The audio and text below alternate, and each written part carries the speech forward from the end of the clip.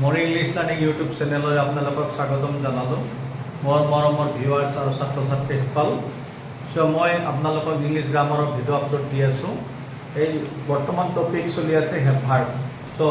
I am writing on the board, the name of the topic is have verb. Have ভাৰ্বৰ already কিছু ব্যৱহাৰ আপোনালোকক দিয়া হৈছে। আজি মই ডিছকাছ কৰিম have verb as an auxiliary verb, অৰ্থাৎ হেভ ভাৰ্বক আমি অক্সিলাৰী ভাৰ্ব হিচাপে ব্যৱহাৰ কৰিব পাৰোঁ। আৰু হেভৰ তিনিটা form we already know' it, আমি ইতিমধ্যে এইটো জানো যে হেভৰ তিনিটা ফৰ্ম আছে, হেভ, হেজ আৰু হেড। আৰু এই হেভ ভাৰ্বক কি কৰা হয়,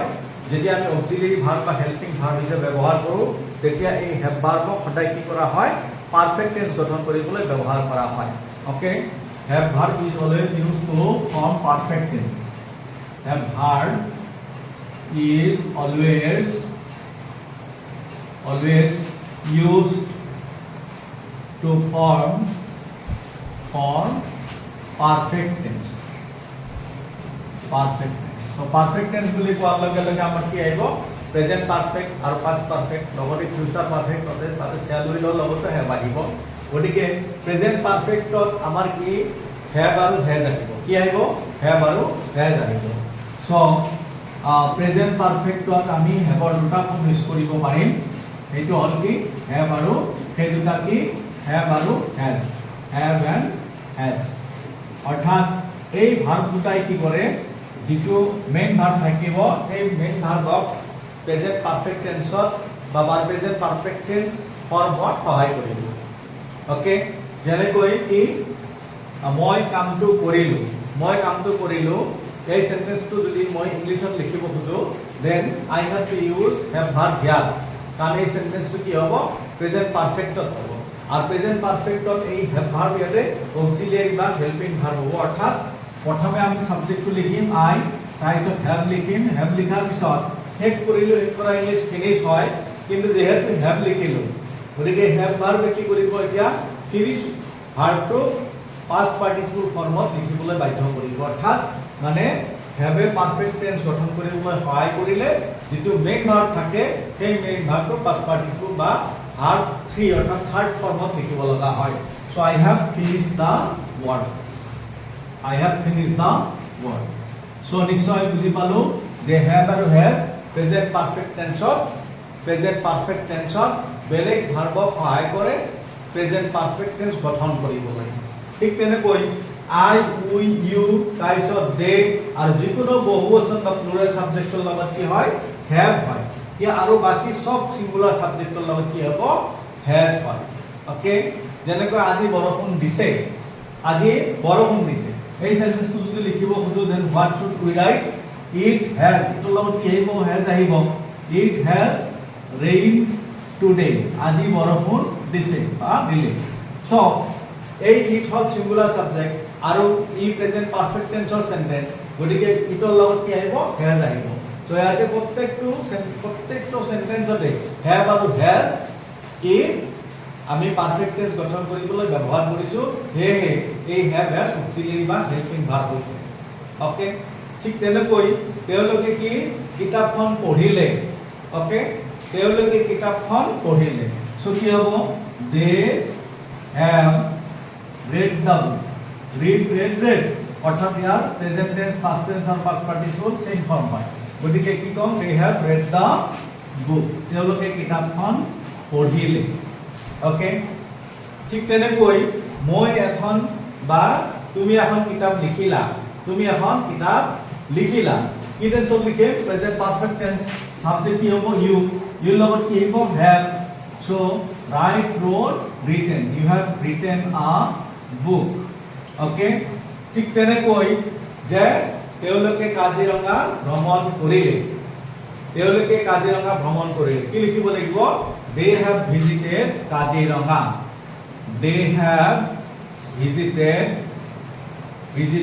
কাজিৰঙা, তেওঁলোকে কাজিৰঙা ভ্ৰমণ কৰিলে বা দৰ্শন কৰিলে। সো এনেকুৱা প্ৰত্যেকটো সেন্টেন্সতে আমি হেভ বা হেজৰ ব্যৱহাৰ কৰিম আৰু এই হেভ হেজে কি কৰিব,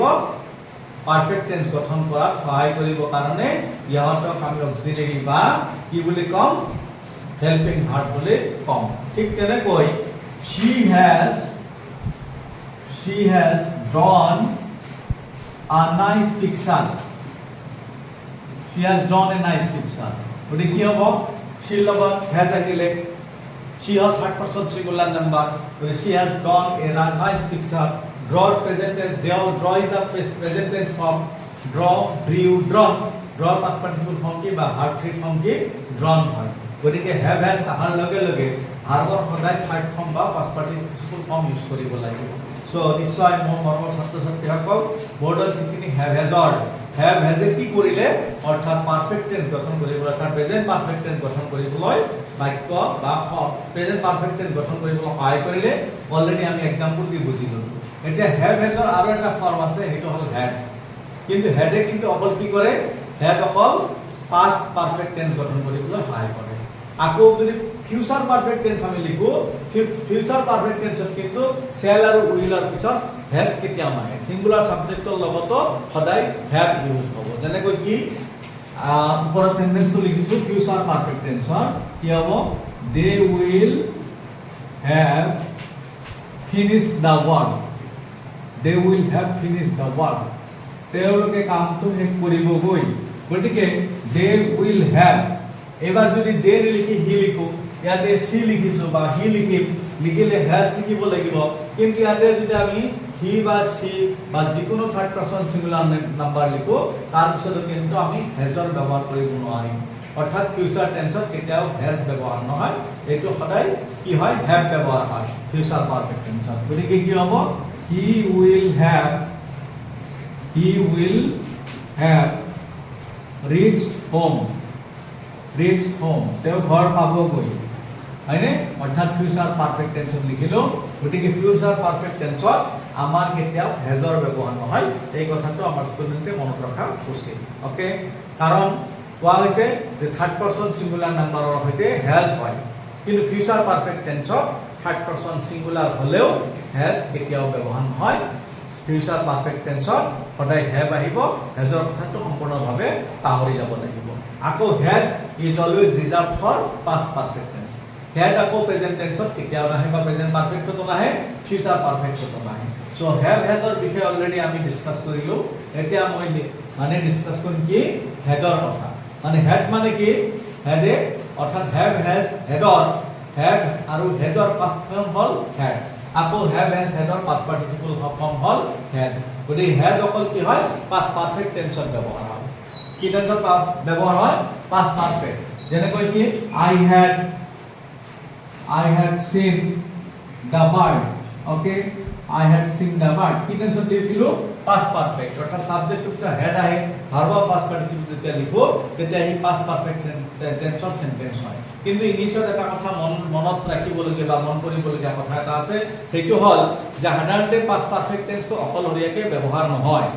ই past indefinite টেন্সৰ সৈতে ব্যৱহাৰ হয় অৰ্থাৎ অতীতত দুটা কাম হৈ যায় তাৰে যিটো কাম আগতে হয় সেইটো past perfectত লিখো আৰু যিটো কাম পিছত হয় সেইটো past indefinite টেন্সত লিখো গতিকে তেনেকুৱা সেন্টেন্সত past perfect টেন্স বেছি এপ্ৰোপ্ৰিয়েট হয় গতিকে তেনেকুৱা সেন্টেন্সৰ এটা एग्जांपल মই দিব বিচাৰিছো কি আমি ষ্টেচন পোৱাৰ আগতে ৰেলগাড়ীখন এৰিছিল কি হ'ব আমি ষ্টেচন পোৱাৰ আগতে ৰেলগাড়ীখন এৰিছিল গতিকে ৰেলগাড়ী এৰা কামটো আগতে হৈছে গতিকে এইটো past perfect টেন্সত লিখিব লাগিব আৰু আমি ষ্টেচন পাইছো এইটো পিছত হৈছে এইটো past indefinite লিখিব লাগিব এনেকুৱা সেন্টেন্স সাধাৰণতে বিফৰ আৰু আফটাৰ ব্যৱহাৰ কৰি লিখা হয় গতিকে কি লিখিম the train had left মানে কি টেন্স লিখিলো past perfect okay left the train had left before we reached the station গতিকে এই সেন্টেন্সটো দেখা গল যে আমি had ভাব ব্যৱহাৰ কৰিলো had ইউজ কৰিলো আৰু ই past perfect tense হৈ গল আৰু এই সেন্টেন্সটো দুটা টেন্স আছে এটা হল past perfect tense অৰ্থাৎ প্ৰথমখিনি past perfect সেকেন্ডখিনি কি past indefinite অৰ্থাৎ had অকল reached আছে so it is the form of past tense okay reached or past tense reached আহিছে আকৌ ইয়াতে left ৰ আগত had আহিছে so এটো কি হৈছে past perfect tense so so head ব্যৱহাৰ কৰি হেডৰ পিছত যেতিয়া ভাৰ্বৰ থাৰ্ড ফৰ্ম বা পাষ্ট পাৰ্টিচিপল ইউজ কৰোঁ তেতিয়াহ'লে সেইটো কি হ'ব পাষ্ট পাৰফেক্ট টেন্স হ'ব গতিকে এইখিনি আলোচনাৰ পৰা আমি এতিয়া গম পাই গ'লো বা জানিলো যে have has head perfect tense গঠন কৰিবলৈ ব্যৱহাৰ কৰা হয় আৰু হেভ হেজ অকল প্ৰেজেন্ট পাৰফেক্ট টেন্সত ব্যৱহাৰ হয় আৰু হেভ অকল ফিউচাৰ পাৰফেক্ট টেন্সত ব্যৱহাৰ হয় আকৌ হেড অকল পাষ্ট পাৰফেক্ট টেন্সত ব্যৱহাৰ হয় সো মোৰ মৰমৰ ছাত্ৰ ছাত্ৰীসকল নিশ্চয় মানে কনসেপশনটো ক্লিয়াৰ হৈছে বুলি মই ভাবো তথাপি আৰু এবাৰ কৈছো হেভ হেজ প্ৰেজেন্ট পাৰফেক্ট টেন্সত ব্যৱহাৰ হয়